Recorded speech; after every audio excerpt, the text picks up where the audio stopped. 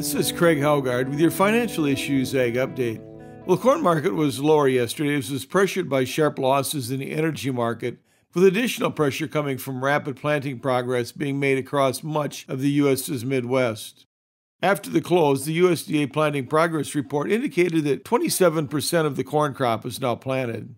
That's up from 7% a year ago, and it's also running ahead of the 5-year average of 20% planted by this date.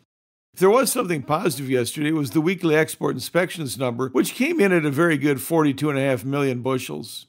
As I record this, the overnight spot corn futures are trading a penny higher.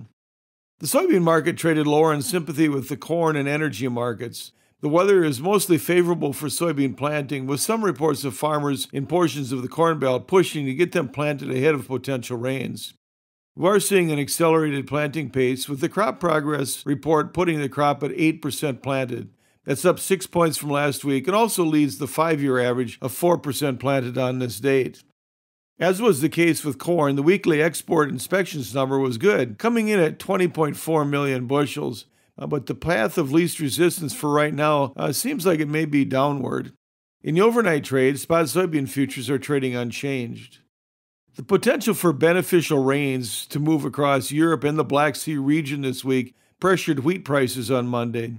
The U.S. weekly export inspections were about as expected, coming in at 18.4 million bushels. The crop progress report caught traders by surprise, as winter wheat conditions had declined by 3 percentage points to 54% good to excellent. 21% of the winter wheat crop is now headed, with 14% of the spring wheat crop being planted. That's running well behind the 5-year average of 29% planted. In the overnight trade, we're seeing Chicago unchanged. Kansas City is really reflecting the decrease in the good to excellent category, where they're trading 6 cents higher as I record this, and Minneapolis is up a penny. Cotton futures retreated on Monday, with the July futures 62 points lower to settle at 55.01. Planting progress seems to be just slightly ahead of the historic pace, with 13% of the cotton crop now planted. In the overnight trade, spot futures are trading 40 points higher. Livestock futures were higher straight across the board.